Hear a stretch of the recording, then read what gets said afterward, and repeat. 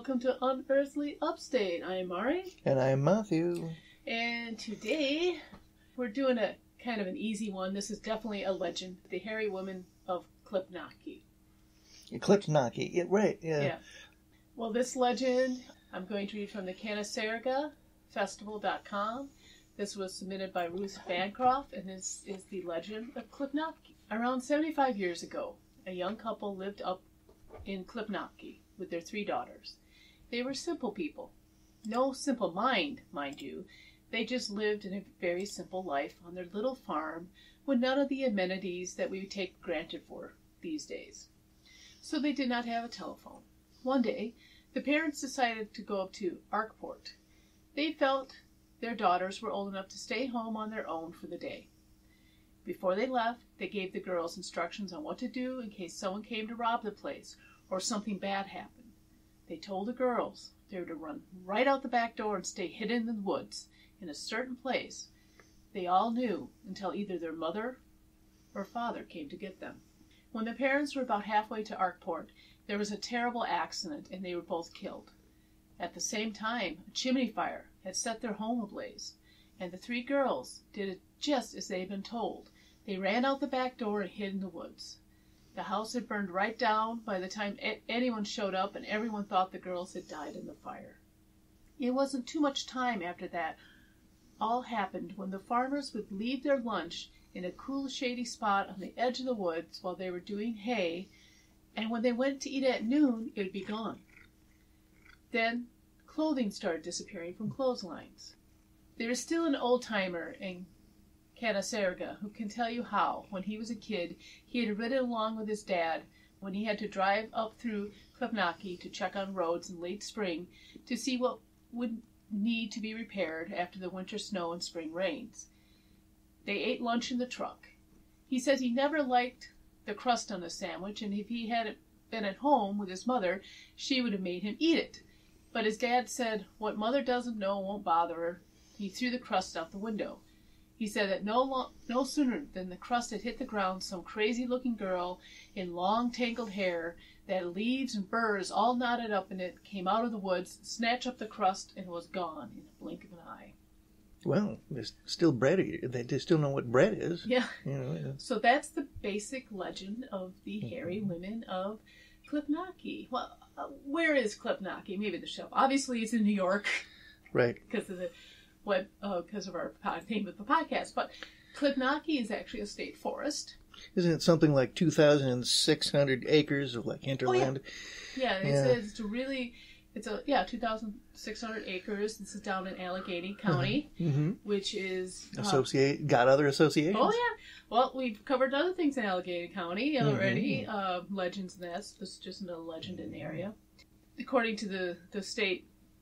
The website on the state forest, the origin of the name Klipnaki is uncertain. Now, this is where it gets interesting. They say local folklore includes tales about a race of bigfoot, like creatures known as the Hairy Women of Klipnaki. Mm-hmm. Interesting. Yeah. Interesting how that came about. Yeah. Now, there is some interesting aspects to the state forest there. There are old stone quarries throughout the whole forest, and so if you're hiking in that, you can run into these old quarries. The most recent quarry was when they did the Almond Dam in the 1940s. So there's obviously been things associated with this for a while. Now, they did have the CC Corps, the Salvation Conservation Corps in the Great Depression, went in there and did a lot of replanting. So think about it. Let's see. The legend I read to you doesn't give you a timeline, does it? Not really. No. Now, here's the interesting thing. There is a couple of dates associated with it. One is August 18th, 1926. The first sighting was said to have been documented in local papers. Now, my resources, the papers I have access to, and I have access to quite a bit of them in New York. I don't have access to all of them in New York, but I do have access to a lot of them. Again, that's, New York historical newspapers. Look up the website. It's a great resource. And I tried every sort of search to find this supposed article. Mm-hmm. And the newspapers they have on that site, I could not find one article even close to naming it. I did find an interesting article about women, about this opinion that if women kept getting bob haircuts, they would start growing beards. But it had nothing to do with the legend of these women. What's also interesting is you start reading this legend, and depending what source you go to, some say it was 3 daughters, some say it was 6 daughters. And there seems to be a lot of details here in the legend as to how they came about. Yeah, the most common is the one I read you combines the house fire and the accident. It doesn't say which accident, but a lot of variations of the story say car accident killed the folks. Right. Others will say it was the house fire that killed their parents. Yeah, what a rough day. The kids, their parents get killed in the wreck, and then their house burns down. But the main thing is there was some sort of major trauma that drove the girls out into the woods, and they supposedly spent the rest of their lives out in the woods. One legend even said they were raised by bears. Mm-hmm. No, they never give the age of the girls. Or wolves maybe, or whatever. They never give the age of the girls in these legends. No, they never do. But they've got all these details about the situation that you wouldn't know about unless you talk to them. Exactly, yeah. And another thing about this is that it was around 75 years ago, do the math, if they're still being cited, wouldn't they be using walkers? Yeah, exactly. They'd be a little old right now, yeah. Also, going back to what was supposedly these first, newspaper clippings, supposedly there was, law enforcement was investigating mutilated animals, chickens, dogs, and sheep that had totally been ripped apart, and then these women were blamed for it. Right. Again, I did not find any of these articles. I found plenty of articles about a ordinance that passed in the town nearby, which basically said if you had dead livestock in the middle of town, it had to be removed. Mm. That was it. I didn't find much else about these mutilated creatures anyway. And then some other people say that the sightings really didn't pick up till the 1930s and 1940s. Well, how did the whole legend circle around to the idea of these 3 hairy women being Bigfoot? Oh, I'm going to get to that. Okay. I have my theory on that. Because remember I said there's another group of sources I read that said it was in the 30s and 40s that these sightings took off, not in the 20s. Mm-hmm. And then, yet somebody else claims it was in the 1960s when a man named Archie Miller first saw them, and then that's when it started. So according to that one person, this guy named Archie Miller was the first to see him. Okay, well, that's in the 1960s. That's nearly 40 years removed from when this accident is supposed to happen. Yeah. Already you're having these weird time jumps, and people aren't really sure when the first time... It's inconsistent. Very inconsistent. Now, you're talking about the Bigfoot? My theory is, as this legend grew out of the area, in other words, like the internet, even in the 90s, people probably stumbled upon this legend. Mm-hmm. And people think hairy woman lives in the woods. Oh, must be Bigfoot. There's that immediate jump for some people. Right, exactly. Now, when reading a lot of old articles, and there is, I cannot think of the man's name right now. He has a podcast I really like, and I'm just drawing a blank. But he recently wrote a book where he collected a lot of very old Bigfoot sightings. And he was very careful, and I'm glad he did this because I've run into the same thing in my research, of separating the Bigfoot, the animal, hairy, bipedal, ape-like creature, from the hairy man or hairy woman or wild man and wild woman sightings. Right. Why did he have to separate them? Well, very simply. I would say 1800s, maybe even into the 1900s, the name wild man or hairy man or wild woman or hairy woman was often used as a term for a homeless person, especially one that was in the country.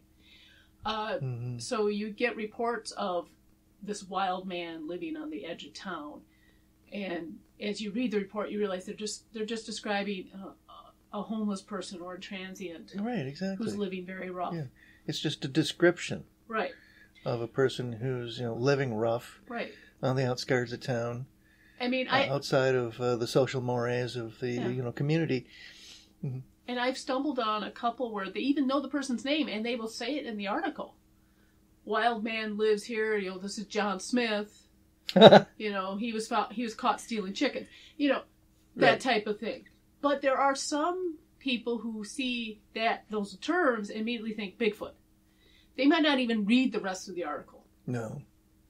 They'll just glance over and go, they saw Bigfoot. They saw Bigfoot. No, read into the article. Mm-hmm. There are distinct differences. There are sightings from back then. One of the oldest sightings actually happened in New York. And I cannot think the date on it, but I have looked it up. Now, the weird thing is, I looked in the town where it supposedly had happened, could not find the article, but I did find the article on a Vermont newspaper that of that date. That said there was a large, hairy, human-like creature in this. See, there's the difference. If they just said hairy man or hairy woman, they meant a person. Right. They knew that person was human. When they said, if they were describing, they would often say creature, or they would say human-like. Mm-hmm. Then there's the difference. And I think some people, as soon as they see hairy women, are going to think Bigfoot. Right, exactly. And I find that interesting that the Department of Environmental the DEC, I find it interesting the DEC, on their webpage about Klipnaki State Forest, goes with the Bigfoot legend. Right. Okay. Even though the state of New York, I'm not talking about Whitehall. Whitehall has its own law. But the state of New York does not recognize Bigfoot. But yet there it is on one of the state's websites. With all the things that New York does recognize, Bigfoot is not one of them. Unless you're in Whitehall. Then he's protected. Good for them. Yes. Yeah, so, so what you're saying is that when they refer to a wild man or wild woman, or in this case, hairy women, in these old articles, they're actually just referring to Jerry, the mentally challenged hermit that lives outside of town. Oh, yeah. Or somebody's being very antisocial and just wants to live out in the woods. We still got those people, And, definitely. And, that's why when you do read those stories, I think we had a great discussion about this earlier today when I was talking about how these legends change. And this is definitely a legend. And I will have to say, I'll come back to this, but the area really embraces this legend. And I'll get back to that. But of course. Yeah, like with the Mothman, the community itself has really embraced it. Have embraced it there at Klipnaki. Yeah. So, but it kind of goes back to, I shared with you that YouTube video, which this guy went down this rabbit hole because he was sent this newspaper article. About the subject, right? It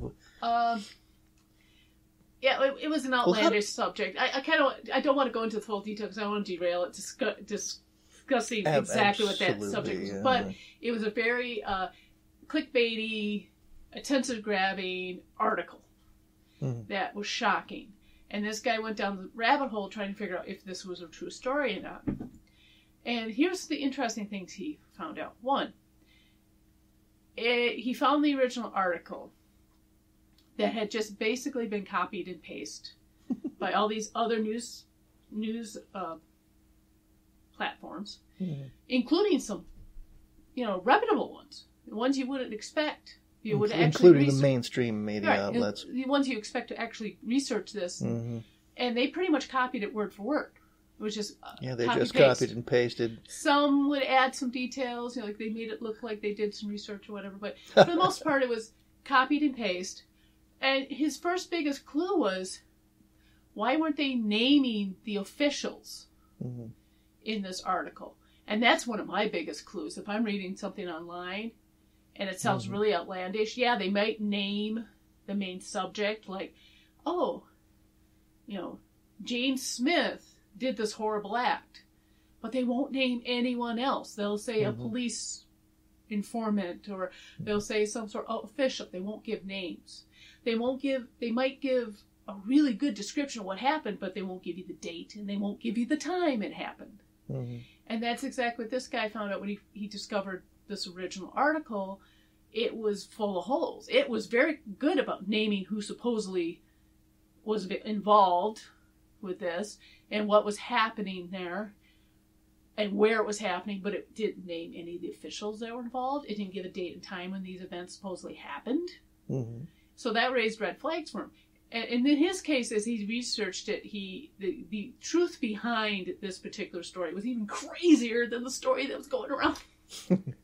But I don't want to go into it. But it was a good, that was a good example that when you have stories like this, sometimes things get blown out of proportion. Things get blown out of proportion, and in the case of the one I was talking about, the guy who went down that rabbit hole, that ended up in some legal issues. Especially when real journalism isn't done and they don't cite the source material from the original article, and the same article just keeps getting cut and pasted with variations, as you say, over and over again. And you find that all the time, especially in the older newspapers.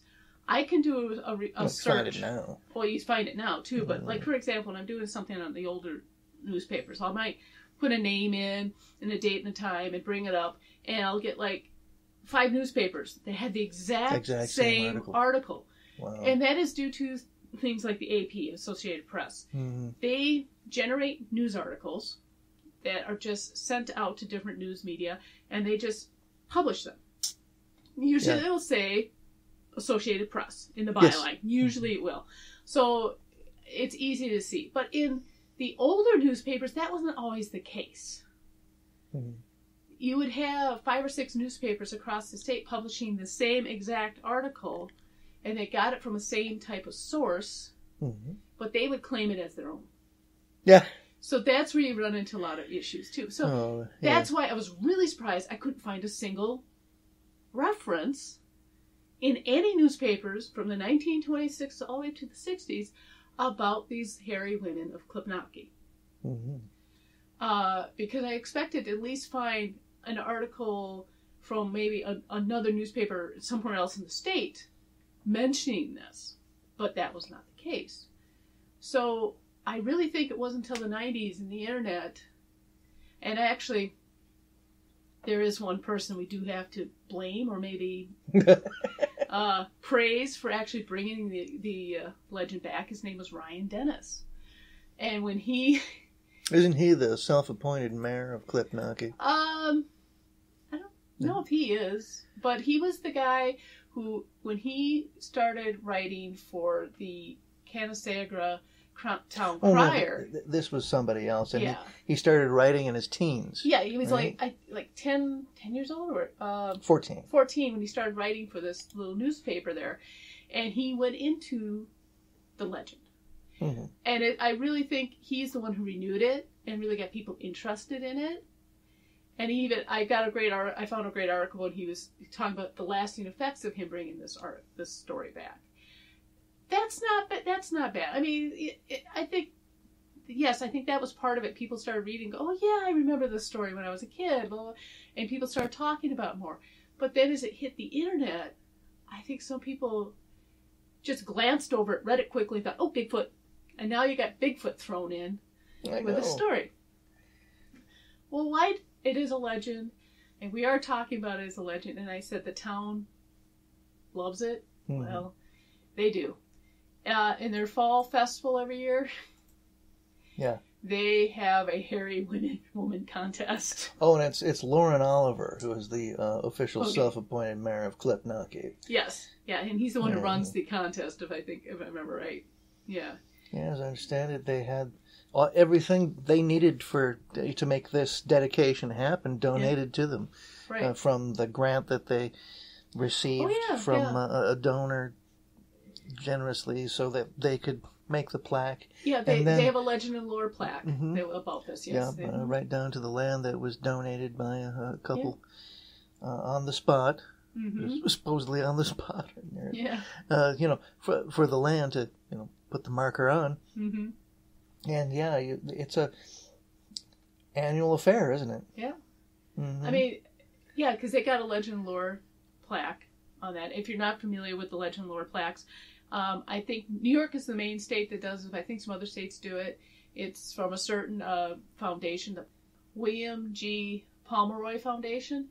They will help put up historic plaques. Well, one of the series they put up is the legend and lore plaques, and they are red back, white raised letters on the brass plaque. And they have to be tall tales, local legends. Not to be confused with the blue plaques with the bright yellow lettering that are for the official historical markers. So if you see a red plaque, it's more of a tall tale, or it's unverified but makes a good story. Right. And that's where I found out about these guys. Remember I mentioned in last week's episode, these historical markers have been great sources of these stories. So... But yeah, they have a fall festival every year, and they have Saraga Fall Festival. Yeah, and they have a hairy woman contest, which isn't really a beauty contest. It's more of from what I've seen, it's kind of, they ask you what the talent is, and the women usually go up there, the hair unkempt, and it looks like a lot of fun. Actually, lately there's, I guess, been a need for more people to participate in it, men included. Yep. So. Oh yeah, it's open to anybody. If you want to be a hairy woman and you're a man, you can be a hairy woman for the day. Now, just as a side note, what is that? It's sort of like what the guys do for Movember. But it's a quite recent thing. It's called January. January. That's it. It's a body positive movement that every January women are not supposed to shave anywhere. Here's the thing: when I grew up in Wisconsin, and this may be the case in other places, when women stopped shaving their legs in winter, it was because we needed warmth for the cold air. Cold air. Exactly. So not shaving your legs during the winter is, that was very common. But no, it's supposed to be a body positive thing, and taking back, why do we shave all the time? It's not, there's no physical or hygienic reason why. Well, some people may argue there is, but really biologically there should be no reason to shave. And so that's what this January is trying to prove. And I think it's been going on for like 2 years now. I don't know if it's going on this year. I haven't heard anything, but it was like 2019, 2020. I don't know. They might not do it this year because probably a lot of women are already in that state due to COVID. So, if you're not cutting your, just wash, daily. So it might not be a big thing to do it this year because a lot of us were like, well, we gave up on that way back in May. We gave up on that last year. Right. So there's the discussion about the hairy women, but should we talk about another woman that lived in the wilds for a while? Yeah, okay. Let's go to the central part of the state, to Casanova. Did I say it right? Because I know I murdered that town name even when we read it. Casanova? Casanova, yes. Yeah, we're going to talk about Crazy Lucy. And it's spelled Luce. Again, she has her own Legends and Lore plaque. All right. Anyway, let me read you what the plaque says. It says, Crazy Lucy. Lucy Dutton lived here circa 1795. Casanova? Near Casanova Lake, jilted by the man who wed her sister, went mad and wandered Madison County for 30 years. Wow. So we have another woman who ends up going into the woods and becomes a hairy woman, basically. Right. It's kind of a very heartbreaking tale. Basically, Lucy was engaged to this one guy named Edwin. So Lucy was engaged to this guy named Edwin, right? Mm-hmm. She left home to become a school teacher at a school 20 miles away, and she was engaged to Edwin at this time. But she wanted to come home and prepare for her marriage. And her sister would go over to the school and take over for Lucy, right? Well, her fiance Edwin took Lucy home and then drove her sister Ellen over to the school to take over. And during that drive, now, okay, this was when 20 miles was a long drive. It wasn't done in 10 minutes, okay? Right. During that drive, he fell in love with Ellen. And Ellen didn't stop him. She was like, it didn't matter that her sister was engaged to him. So she was being kind of mean there, okay? Yes. So Lucy was preparing for her marriage. And then when the wedding date arrived, which was also Lucy's 19th birthday, Ellen and Edwin showed up and said, well, they didn't show up originally on the day, so now she's being stood up. But not by Edwin, and where's her sister? When they did find him, Edwin's like, too bad, I've already married your sister. Oh boy. Whoa. Well, Lucy already kind of went into shock. That is shocking. Yeah. She was really calm, but at the same time ripped him apart verbally for what they had done. She touched her sister and didn't really say anything, just, gave her this look. Then she clasped her hands to her forehead, pretty much screamed, and fell into a trance, as they say here. When she awoke from the trance, she was insane. Oh boy. So she basically, it sounds like she got quite the shock of her life. Wanted to probably strangle her sister, but didn't, And then just shut down. And then when she woke up, she was insane. But it wasn't like she was, blabbling insane and beating her head against the wall. No, she just started wandering a lot, and wandering to the point where she wouldn't come home. So she actually lived rough in Madison County for a few decades. Supposedly in 1812, when she was supposed to be 30 or 35 years old, she was sighted. And I'm going to read this verbatim from my source here. Though faded and worn and sometimes ragged, the marks of beauty lingered upon her features in person. She was scarcely a medium height, straight with handsome rounded form, which expressed considerable ease and grace in her carriage and movements. Her naturally fair and soft complexion was browned by exposure, for poor Lucy was always on the tramp.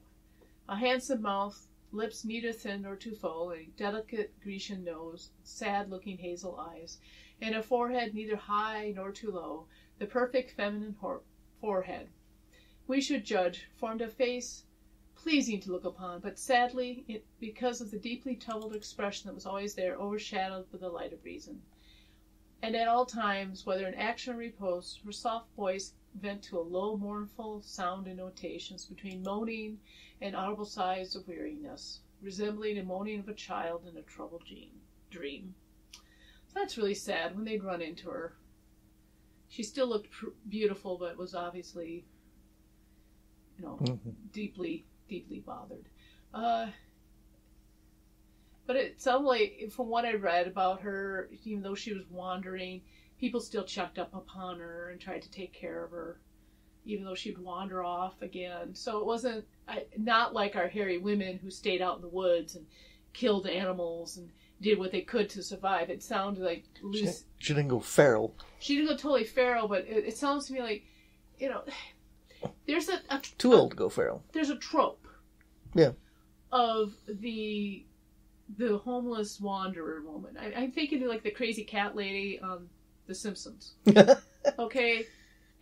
She's kind of around and people kind of take care of her, but she's obviously crazy. Now, this woman was obviously not a crazy cat woman, but it really did sound like people were watching for her and trying to take care of her, from what I hear. Absolutely. These stories. Right. Yeah. So it wasn't like, again, we have a little difference. She was a wandering woman. This is one of the wild women, if you had seen a newspaper article. This is a good example. Right, exactly. Of what they would. And not a Bigfoot, folks. And not a Bigfoot. I mean, I guess she was wearing a dress. It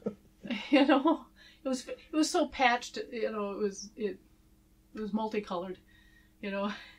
Like that song Dolly Parton sang.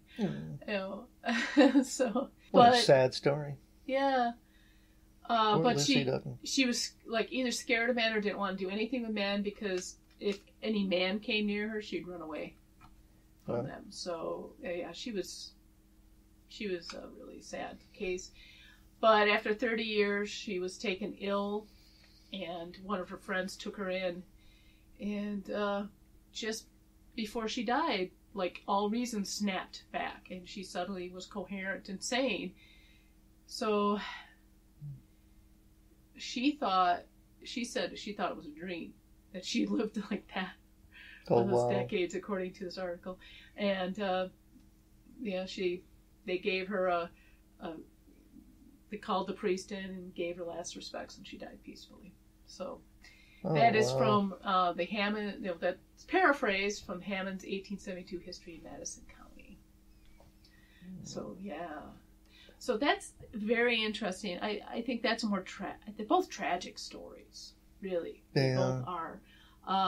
Again, whether these are true or not, I was looking again for any proof of this Lucy Dutton, and I kept finding the same story over and over again, how her sister had betrayed her with her fiance and she went crazy. I could not find even a mention that Lucy Dutton has taken up station at such and such schoolhouse as a new school mistress. That at least would have proven that just she stories existed. Right, just stories about the legend. That's all you found. That's all I found. In your research. Yeah, but it is, like I said, the 1872 history of Madison County. It was a very detailed story. And there was another one I found in 1856 from the local newspaper there. Same story, but again, far more detailed. So, yeah, that same story was repeated over and over again. Isn't this interesting? This is a very highly detailed story. I mean, it gives the names of the people. It is. Gives sort of some dates. But then again, did it really happen? Like I said, I couldn't find a Lucy Dutton mentioned. And again, I don't have access to all the newspapers. So I'm not saying some newspapers somewhere didn't have her mentioned as a real person. And I do sloppy research, I'll admit it. If I was writing a book on this, I would be contacting the Historical Society and looking for genealogical records. So, I mean, there's a lot more I could do research-wise, but we're putting out a podcast once a week, and I have to cut corners somewhere. So I'm not saying she didn't exist. I'm just saying from the little bit of research I did, all I found was this story. And it is a tragic story. Yeah, her sister, Ellen. Yeah. Yeah. What was the name of the bridegroom? Edwin. Yeah. Edwin W. is all I caught. Edwin W. And it was like a W with a space bar behind, Oh, okay. Like they would do in a lot of the old newspapers. They'd put the first letter, the last name, and then like a blank, the underline, blank fit the rest. It's a way to protect them. Right. But, Right, exactly. Mm-hmm. So apparently they didn't want Edwin drawn into this, whoever Edwin was. But at the same time, they mentioned Lucy and her sister and gave Lucy their last name. Right. The hairy women we don't have names of. None whatsoever. Right. We don't have a family name. Mm-hmm. We don't have an address. Right. Yet we've got a legends plaque. Yeah. In a spot that's supposed to be where it happened, where the house burned down, and that's where the kids ran off into the woods. Mm-hmm. Mm-hmm. So, they're going back to how these legends are passed on and on.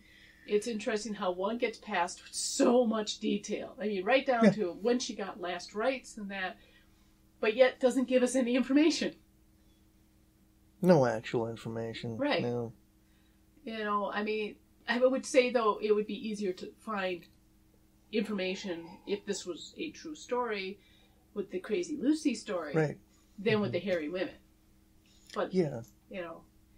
And the jumping to conclusions, as far as the researchers go, thinking that you're right. They just look at like the title or the tagline or something like that on the article, and they don't go any further than that. Right. And there's one that's no, this is the old timey term for Bigfoot, for Sasquatch. Yeah. Right. No, you just described 3 to 6 young women who ended up having to live feral in the woods. That's not a Bigfoot. 3 to 6, depending on who you're talking to.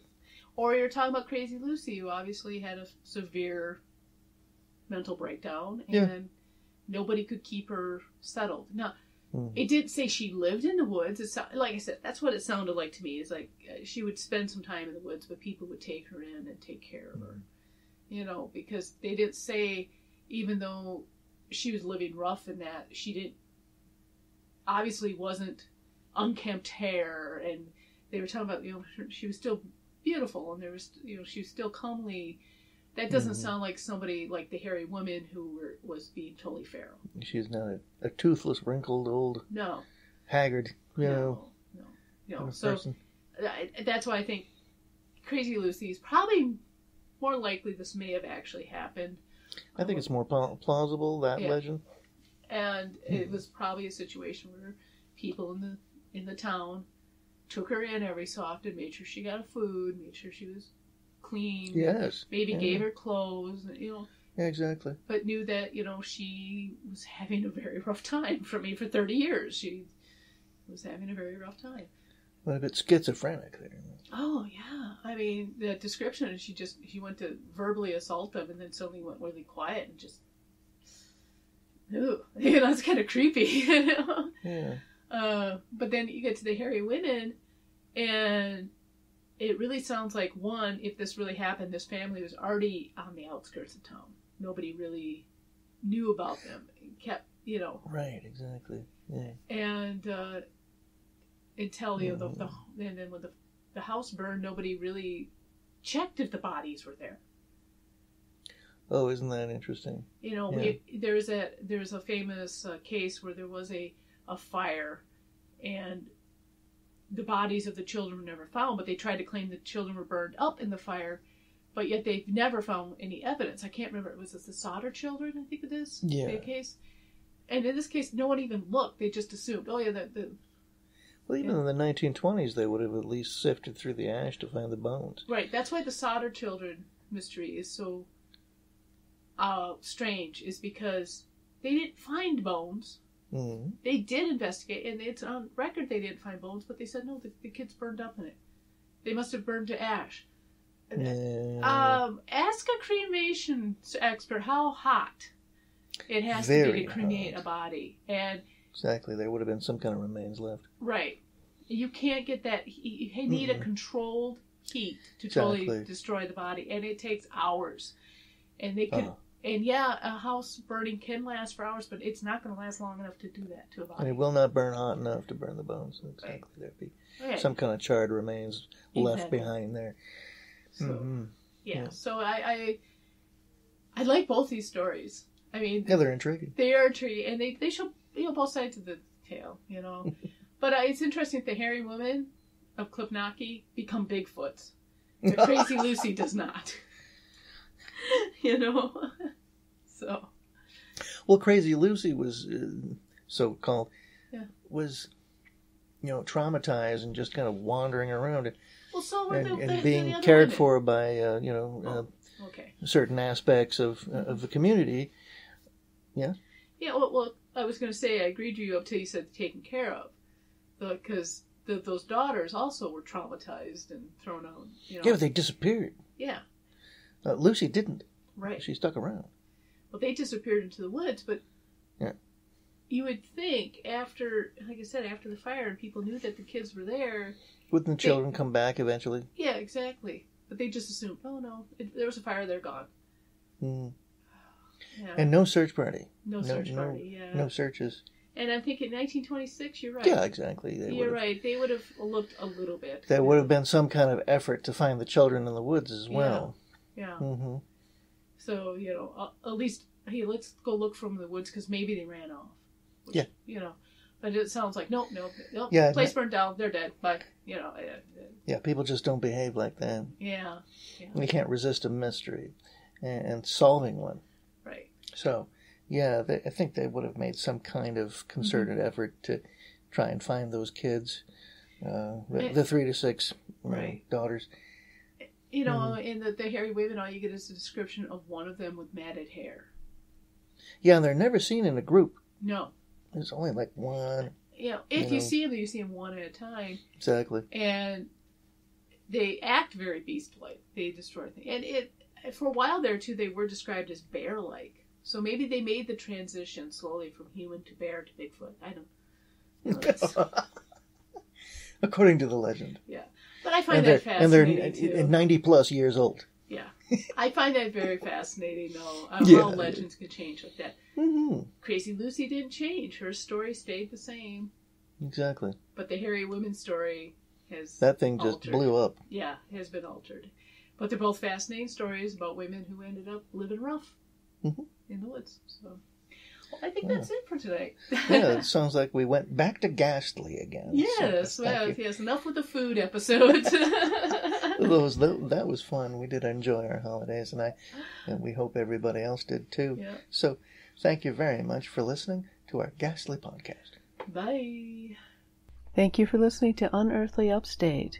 You can find us on Facebook, Twitter, Instagram, YouTube, Patreon, and on our webpage. We are also on Apple Podcasts, Spotify, Spreaker, Stitcher, Podbean, Google Podcasts, and CastBox. Please like, share, and review on your favorite platform. Unearthly Upstate is an Animator Liar production. The show is produced by Mari and Matt Manette, with purring provided by Honey and Lloyd. Research and writing by Mari Manette. Music is by Kevin MacLeod, licensed under Creative Commons Attribution 3.0 license. Unless otherwise stated in the episode, the places mentioned in the broadcast are not paid or contact us for any type of promotion. Please check out our webpage for credit and sources for the episode. Thank you.